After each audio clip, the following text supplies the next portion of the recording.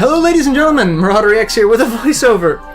Yay, post-commentary. About stuff that we did 2 months ago. Yeah, I don't remember what the hell is going on. So, we lost the audio for this part 2 months ago. Oh, there we are.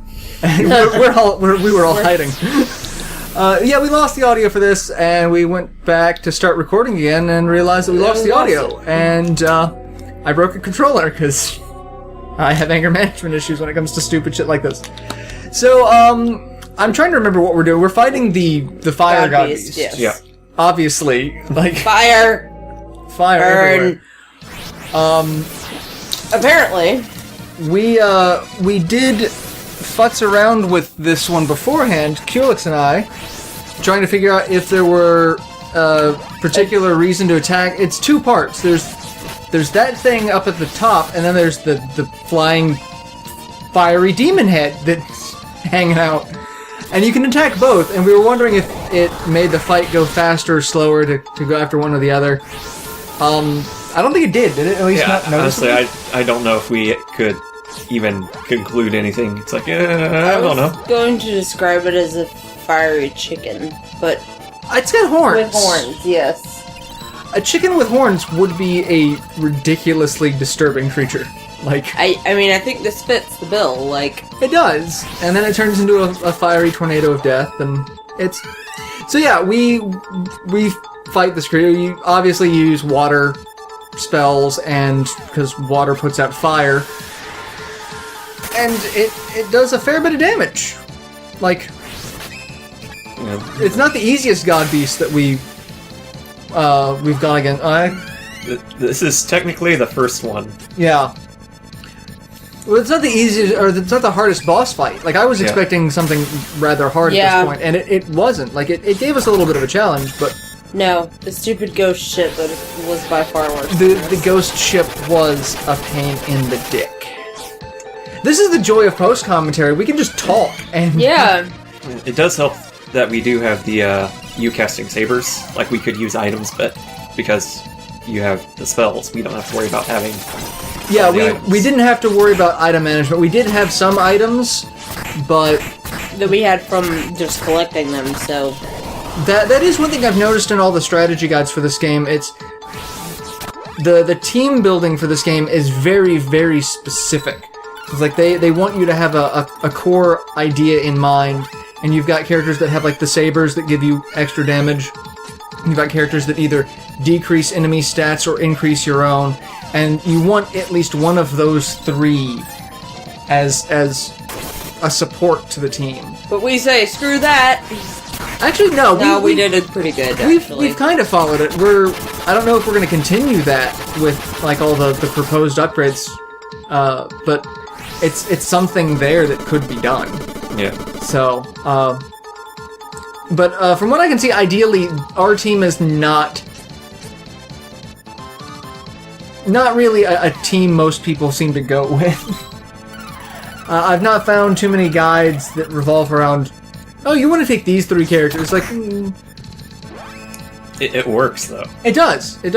I think it works better because we have 3 people, though. I think it would be slightly more difficult if you were one person. That's very true. A lot of the guides seem to be written from the viewpoint of if you are one person playing the game with three people, whereas we are 3 people playing the game, and we're used to MMO tactics like Final Fantasy XI. I didn't realize how much that was actually coming in handy when we were playing this game. Yeah. Final Fantasy XI broke us. Like, it was like we were playing it when it was balls hard. And so stuff like this, like, okay, we've got a healer, we've got a support, we've got a damage dealer, we're good.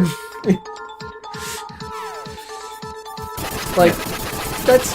Plus it helps that the same strategy that works in 11 of just buff like crazy also works here. Yeah. Yeah. I really didn't realize that, but now that you mention it, it's very true. The buff like crazy and have someone heal from a distance, that was how we did all those BCNMs when I came back into the game. I had like a status bar in 11 that was like 2 rows long of just stuff. So, yeah, that's pretty much still what happens, actually. It's what's happening in this game. You buff the attack, Gates will, throw a jutsu out to muck with the defense, and granted, you don't have too many of the jutsus at this point. Yeah, right now I just have the attack down one. Yeah. Which does come in handy. It helps, consider. Oh, yeah. So, yeah. And as usual, I'm hiding long way away. Yeah. Out of the line of fire. Just staying out of range from its AoEs. No. Not really. Well, that AoE, obviously not, but... I have combat mage syndrome. You do. You have the, I want to run in and beat it with my stick. Mm-hmm. When you have the offense and defense of... A piece of paper? Yeah. Yeah. Doesn't matter. Still gonna beat it. And Ice Saber.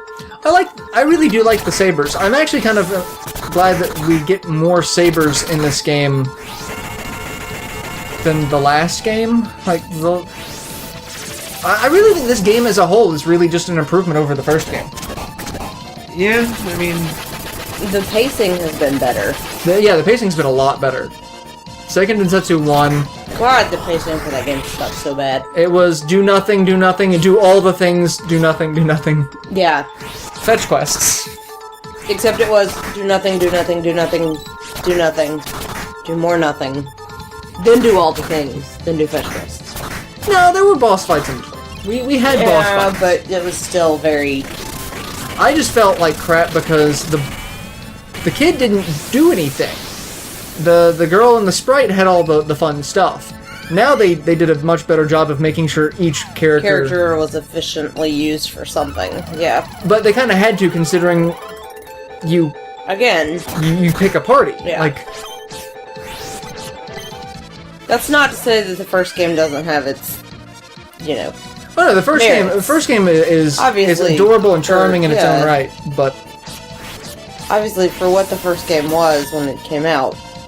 But this is a game that I could easily see, being remade. Like Secret of Mana could be remade, but I could see this one getting a complete next-gen overhaul of trying to make a more modern title.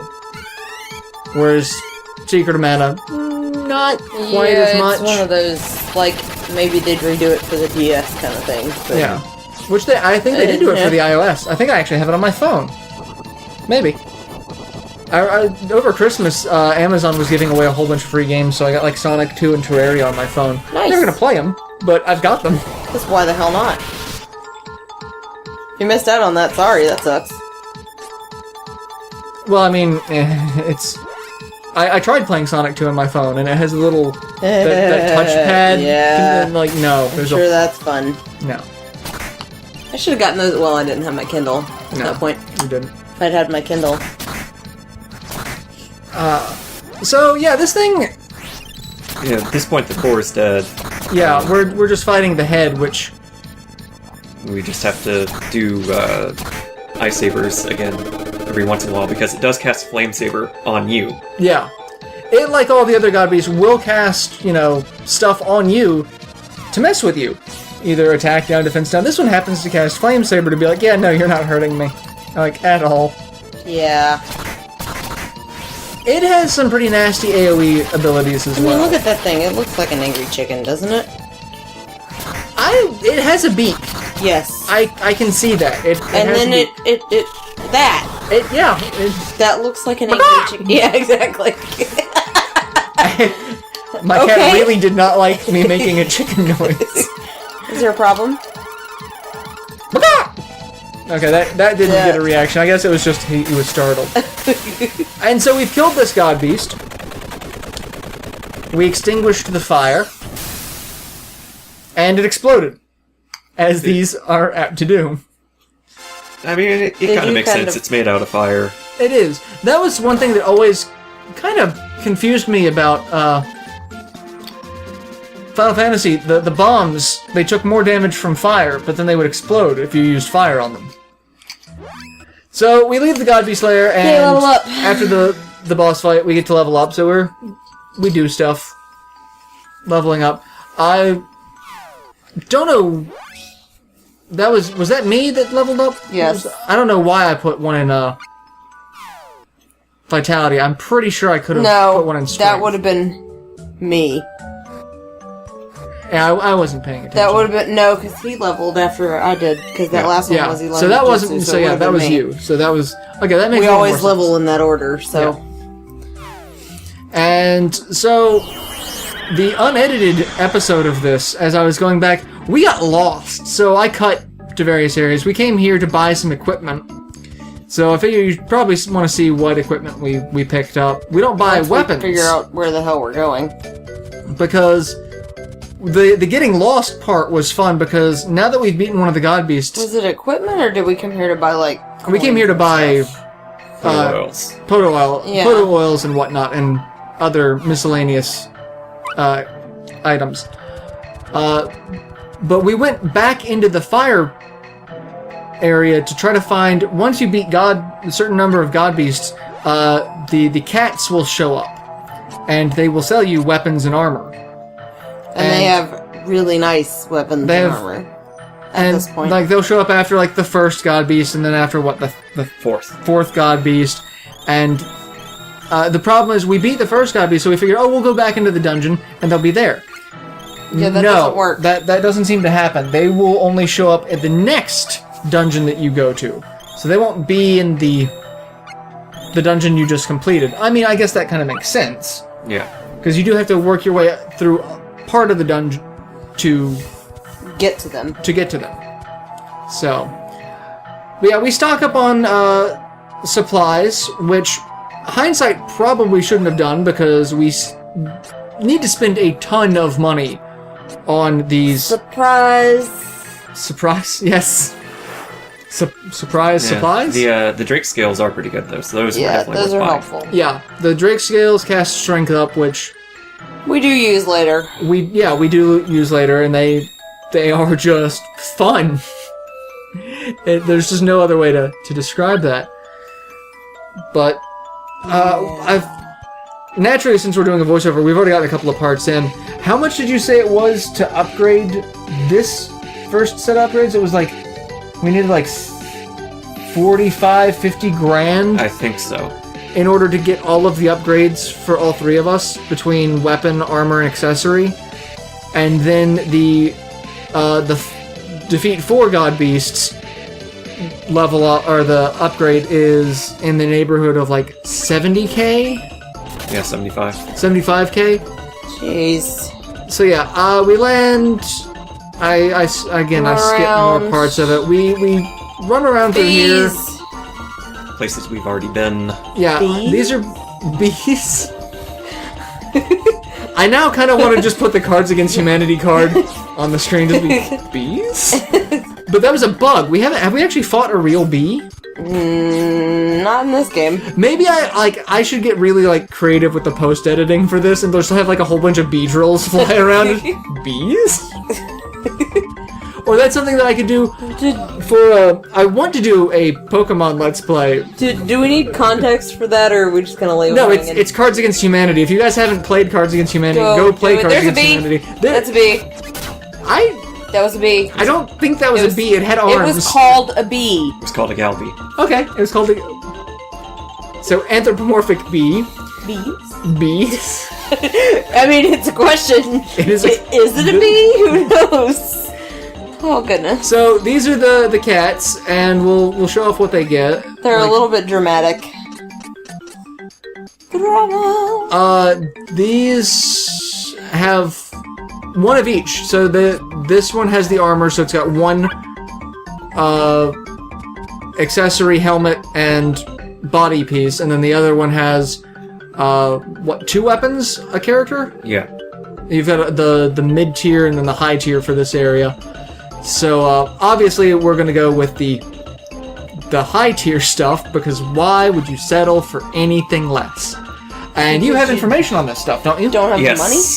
There is so much info on these. I'm just going to try to go quick, because I don't know how much time we have here. The Kusanagi is a sword from Japanese mythology. Oh, we got time. So it got its name because a hero during the 12th Emperor's reign cut through a field of grass to foil a trap where an opposing warlord set fire to the field. He cut the grass to take away the fuel for the flames.